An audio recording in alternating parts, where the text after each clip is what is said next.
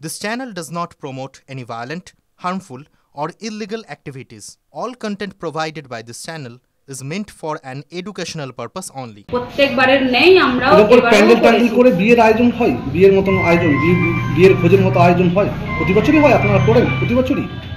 এরকম বাইক চাইলে তো আর দেওয়া যায় না, ঠিক না? না, আপনি তো বলবেন তো। রাখো। কতজন সদস্য আজকে উপস্থিত ছিল? না, ছেড়ে দাও, আর বলবো না।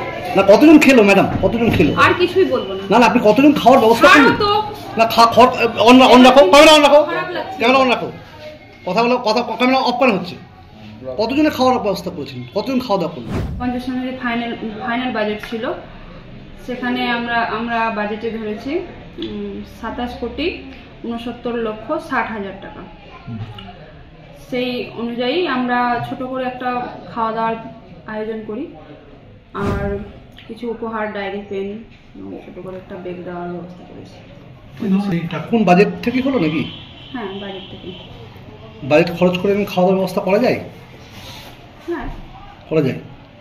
মানে 2400 পেয়েও সরকারি টাকায় নাকি? প্রশ্ন হয়ে গেল। না তো কি বলুন, আপনি বলবেন তো। এই টাকায় বাজেট পেশ করতে গিয়ে এরকম খাওয়া যায় সরকারি টাকা খরচ করে? আপনি তো বললেন যে খাওয়া দাওয়ার ব্যবস্থা করেছিলেন, এটা কোন বাজেট থেকে করা যায় ও কীভাবে করা যায়? আমরা সমস্ত ফান্ড নিয়েই কাজ করে থাকি।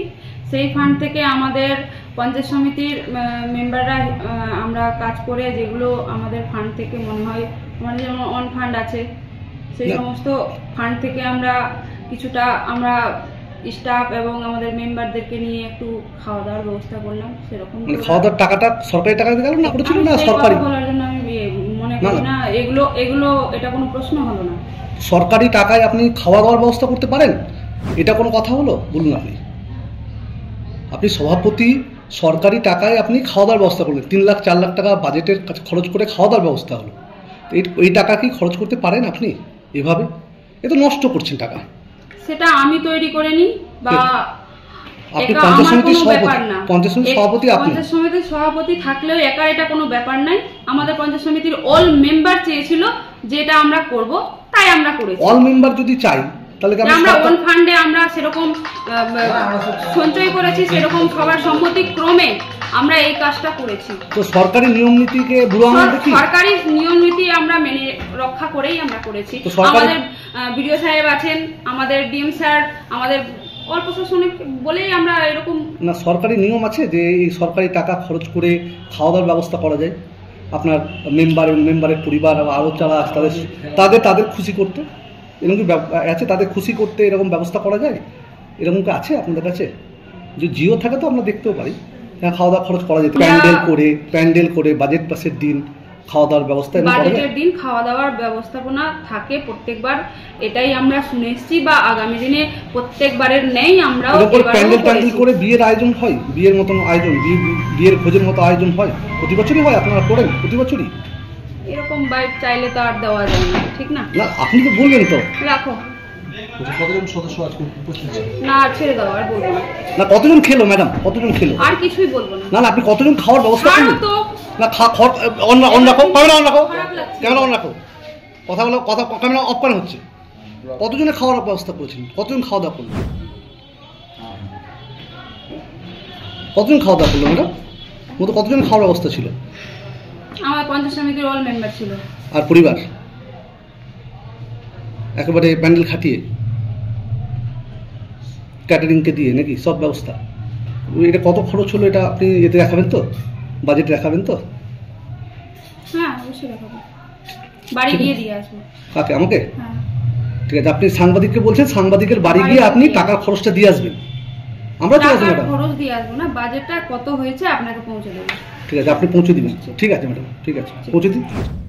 আজ পঞ্চায়েত সমিতির বাজেট ছিল, পঞ্চায়েত সমিতির সভাপতি মাননীয়া পিঙ্কি মণ্ডল মহাশয় পেশ করেছেন আর কি, যেটা হচ্ছে আপনার 27,69,27,000 টাকার বাজেট করেছেন।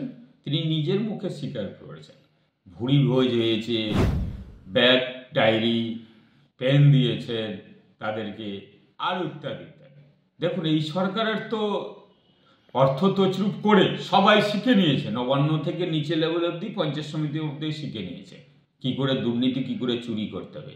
এই সরকারের কোনো টাকা নেই, 15 ফিনান্সের টাকা ছাড়া কিচ্ছু নেই। এই 27 কোটি টাকা কেন, বছরে 1 কোটি টাকাও পাবে কিনা সেটাও 15-এর টাকা। অথচ পূর্ব পরিকল্পিত প্ল্যান হিসাবে অর্থ কি করে তছরূপ করতে হবে তার নিজের মুখেই স্বীকার করেছে। আমতা আমতা করছেন উনি। একটা নির্দিষ্ট পার্সেন্টেজ নিয়ে এই ঠিকাদারদের কাছ থেকে টাকা নিয়ে সেখানে কাজ দেওয়া হয়। কাজের নামে নবঘণ্ট কিছু হয় না। একদিনে ঢালাই করেও 3 দিনের পরে এত নিম্নমানের কাজও ভেঙে যায়। সেই কাজগুলো করায়, কারণ তাদেরকে তো সেই দুর্নীতির আরাখা তৈরি করেছে পঞ্চায়েত সমিতিটা।